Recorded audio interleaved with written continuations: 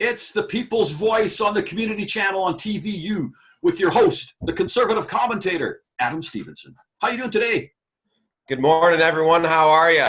Very well, very well. We have brought to you a special guest, sir. This is Brandi Taylor. She is a success and transformative coach and is the host of Fear It Goes on TVU main channel. So we invited her onto the show. So I'm going to let you start your topic. I want you to explain who Free Tommy is.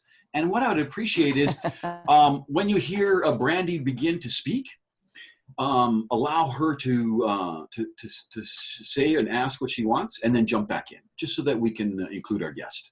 Are you ready? Sure. Likewise. All yours, Matt. Okay. Cool. So the sign back here, he's not our subject of content today, but Tommy Robinson was the founder of EDL, the English Defence League in the UK. And what he did was he basically traveled around Britain holding rallies and conferences. He spoke in the UK Parliament against grooming gangs. So there was a lot of Islamic grooming gangs in the UK where it is now known that possibly up to 1 million young British girls were kidnapped, tortured, and brutally raped. One of the worst cases, one girl had her tongue nailed to a table while gangs of Islamists brutally tortured and raped her. Okay. So then he was arrested and thrown in prison for confronting a gang of pedophiles as a journalist for Rebel News.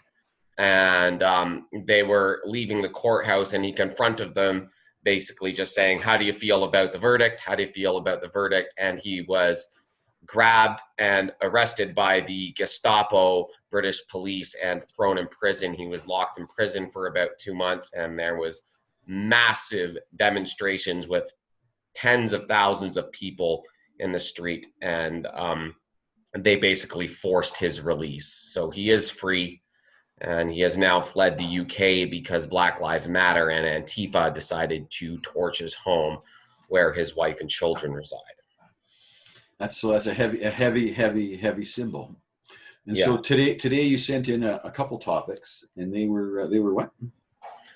So today I want to talk about some of these mandatory mask policies that have been imposed in cities, not just across the United States and Europe and the world, but also here in Canada. We see mandatory masks for public spaces in Toronto, starting pretty soon. My mother was telling me that they're going to be having mandatory mask laws in Windsor and Sarnia. We have mandatory mask laws for all public spaces in Calgary. And also we have mandatory mask laws here in Edmonton now for all public government facilities like libraries, recreation centers, public transit, city hall, that sort of thing. Okay. Yeah, it's brutal. I was just reading about that too. Everything starts up on August 1st, and I'll wear a mask where I need to. I am a big believer that we protect those that need protection. Whether it's through us or for us, the mask is there to help all, right? However, there is a lot of research over decades that talks about sterile environments and what that actually does for us from a health perspective, and how it's actually really dangerous and creates a lot more health problems when we're in these sterile environments. So mask, I'm totally cool with. I can wear a mask. Who cares? I'm going to spend the majority of my time in places that doesn't require that. So it's not going to be a huge ask of me. I don't like it. Obviously, I want to be exposed to as many bacteria as I possibly can. But, and I know that sounds really funny, but that's your first line of defense. That's your immune system. And if you don't have it, you are compromised. So the concept around hand sanitizer and that's just a whole other topic to me. But the concept around using hand sanitizer everywhere is just insanity. And again, it's producing a sterile environment where it destroys all the bacteria that you have on your skin. And we have trillions and trillions of bacteria on our skin in and on us, more than we have cells. And without them, we die. We will die way before we would die without food or water if our bacteria were out of whack really bad.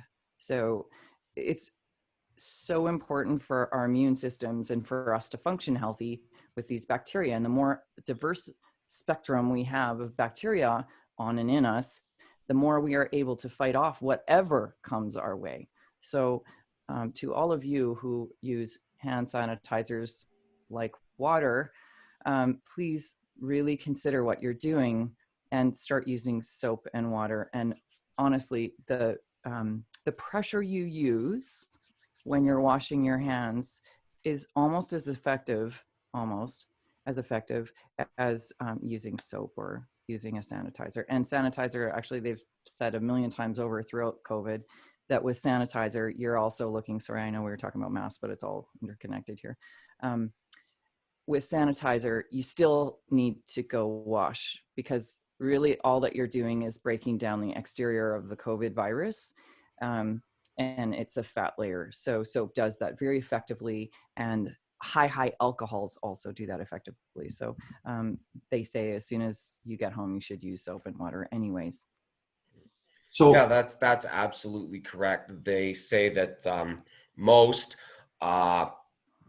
people who are professionals in the medical industry would recommend that washing with soap and water is effective enough. And when you completely sterilize an environment like that, you're basically damaging your immune system because I agree. And you know, I just don't have a lot of time, and we have Brandi with us, and she's a transformative coach. So I'm going to give you a direct question.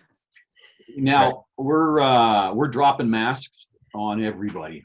Okay, pretty soon it's just going to be a mask world. Okay, so this is and I think this is what upsets the conservative commentator, you know, being conservative and not liking or accepting change and wanting things to be good in a retrospective way into the future. Not necessarily. Whatever. Preservation of constitutional rights and freedom. Exactly. This is an imposing of rules door to door. We have to adapt to. Yeah, door to door. Okay, but to what extent? I know. But right at the street level, level, this is going to fundamentally transform our culture. It's going to take away the power of our face, right? And this is something. What do you know in terms of how now we're going to move into this transformation of in a mask world? Just briefly, because we have something else to talk about, don't we? Have one more thing. Yeah, there's one more thing. Well, let's talk about the masks first. One thing. So what are people going to face? This is a big change. So basically what's happening here is so I was talking to my mother this morning about this because she lives in the Windsor area, right? And she's talking to me about, you know, how City Hall, they already voted on this once and it got voted down, but then apparently the public, the community or the commune got together and all wrote a bunch of letters and said that this should be mandatory, rah, rah, rah, rah, rah.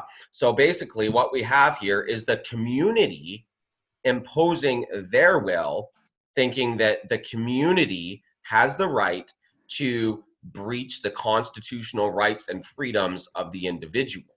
Individual liberty and constitutional freedoms are a foundation of democracy. They are a foundation of a free and civil society. When you have the community able to basically impose their will on individuals, that is a textbook tactic of communist societies.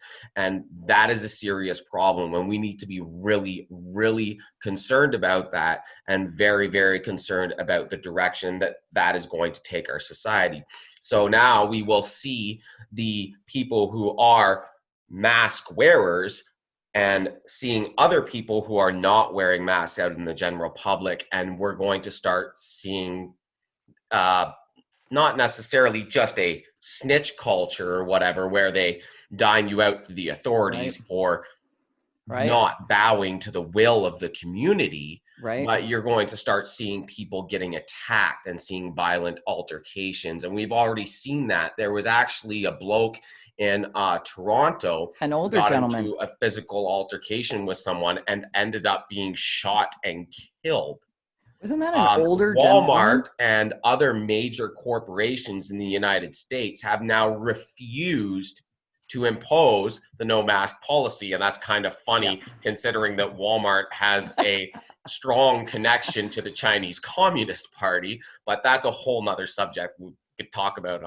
Let's hear from Brandi on an individual basis. Let's hear. Hang on, let me finish my bit here. Walmart and some other major corporations are refusing to impose this because they've had violent altercations in their stores. And they're like, listen, we can't have fights breaking out in our stores over this. We're not going to enforce it anymore. This is ridiculous. Okay. Brandi? So there's stress, right? Thanks, Adam. People are willing to shoot each other over this. Okay, so Brandi. Well, so the one that you were first referring to was an older gentleman. I heard about that too. I was like, oh my gosh, this is so crazy. The guy was 72 or something. Like, he was much, much older. And how that all played out, he just wanted to get groceries. And to what extent do we stand for our rights? This is a very interesting topic. And you're so right when you talk about the community coming forward. So when we have a vote of the people, because the government is supposed to be a reflection of what the people stand for, right? But having one community come forward that's very loud, and this is when we get into lobbyists too, and how lobbyists work, when we have a community that's very loud and the rest of the people just sit silent, we don't have a true voice, and a lot of things are imposed and a lot of rights are removed. So these masks are a big question as to our rights. Us being quarantined to our homes is a big push into it sets a lot of questions in motion around our rights. I have to stay in my house. I have to this, I have to that. I can't work a job. There's a lot of things that have changed with COVID. And I question a lot around what's going on with COVID. Absolutely. A lot of what's going on behind the news. Because when you get into really reading, there's a lot of information on the net. Some that's just as whatever, it's hype. And then some that's really informative and rather frightening. And there is definitely other factors at play here, not just a virus. I think the virus has become center stage, one, to keep your eyes over here, but also it's a nice testing ground. How much can we get people to comply? Yeah, it's a testing ground so that they can bring about communist, socialist style policies where the government and the community is dictating to the individual what the individual's liberties are. And so what's the next topic today? There was this is going to sort of carry us over into our next topic. But the essential idea behind individual liberties is that all men are created equal under God. Right. We all have certain basic rights that exist independent of the government and the community. Right. And the role of the government existing, their purpose is to protect and defend those individual rights and liberties. Okay, so this is where the problem sits, right? So this is where the problem sits. If they're there to protect the rights of the individuals, we also have to look at the rights. So this is why I have a tough time with masks, right? They have the right to protect our elderly. They have the right to protect those who have compromised systems, who really can't defend themselves against a virus that literally will kill them. So they stand for that. I get that. I can respect that. We also have the responsibility to do something of the same. We have the responsibility, but then how does that infringe on our rights? And this is where the conflict sits. Yeah. Right? Well, So you could for say that me, that conflict exists with just about every disease, everything. right? Yes, The but then flu, diabetes, or anything that's contagious, right? diabetes You is could not say that, right? contagious. And the flu has been just as deadly in Yeah, seniors' homes as COVID-19 has. absolutely. And honestly, diabetes is contagious if you have large bags of like sour cream and onion chips and ice cream and Pepsi at your house, and you invite me over. My diabetes will kick right in. Yeah. there So you go. anyways, and a way to protect these people in seniors' homes, which is how this is going to carry us into the next subject matter, is hydroxychloroquine. Okay, before we go to hydroxy, there's a business side here, and if you want to do a good investment, finally, those who need to will be smelling their own breath when they're wearing those masks. Invest in mouthwash and breath mint. Mouthwash it's a Band-Aid. It's no different than freaking using sanitizer. I know, mouthwash but is not going to help that breath. Bacteria actually that mouthwash is bad for your immune system too, right? It's totally bad for your immune system. Let's talk about microbiome. Yeah. Go ahead. Okay, we're what? Hydroxychloroquine. This is combined with zinc. This is the cleaning fluid. Cleaning fluid. No. Hydroxychloroquine. No. Okay. Hydroxychloroquine has been considered an essential medicine by the World Health Organization for 65 years. Yes, for certain things. For certain are you citing diseases such as lupus? Are you citing malaria? Are you citing the World Health Organization as an authority? Do you know what's been more effective? What? Quercetin. And it's a look up quercetin. Spelled Q-U. Too late. Okay, let's go back to the hydroxy. But first, it is way more effective on viruses. Way more effective. They've used it to treat Ebola. They've used it to treat. And when I say it's way more effective, I mean it's way more effective, and it does not have the same side effects at all. And zinc should be a part of everyone's. Hydroxychloroquine has very little side effects actually, and it's not as damaging. There was a panel yesterday. Okay, there was a panel of top doctors from across the United States and some from other countries in the world as well. The first study was done in France on this with COVID. On hydroxychloroquine with a 99% effectiveness rate. They had 8 patients. That's not a true. Okay, and this other doctor that was in Texas, Stella Emmanuel, treated 350 patients. That's more real. With a 100% success rate. Anyways. Using this with a combination of what? What was his combination? Of azithromycin and zinc. Zinc is powerful for the immune system to begin with anyways. Yeah, everyone should be taking that daily. Well, and so these doctors had a panel talking about how these things are the safest, most effective preventative measure and treatment for COVID-19. Not a cure. Most effective and safest preventative measure and treatment for COVID-19. I'm telling you, quercetin does the same thing. I've never heard of quercetin. I don't know anything about that. I'd have to do some research into it. I promise I will send you an amazing article that will blow your mind. So anyways, if quercetin does the same thing as hydroxychloroquine, right? If these medications can help treat this and prevent it, why are our governments, why is the World Health Organization and the United Nations silencing these voices? Because it cuts into the heroin trade. Here we have a panel of scientists and high-level doctors from hospitals and universities around the country, and they're being silenced by YouTube, silenced by Facebook. People like Bill Gates, who is not a doctor, or Greta Thunberg, who is an autistic high school child. Easy. And she's allowed to speak about what we should do medically and what sort of things we should enforce. But apparently high-level doctors and scientists from universities, those voices need to be silenced. Well, you know what? It's very interesting. I actually think I heard you cite the World Health Organization is an authority. Did I hear you? Was I correct, Adam? Anyways. They're Yes. acting as an authority. Well, yeah. Well, you cited them, though, so next time, I never forget.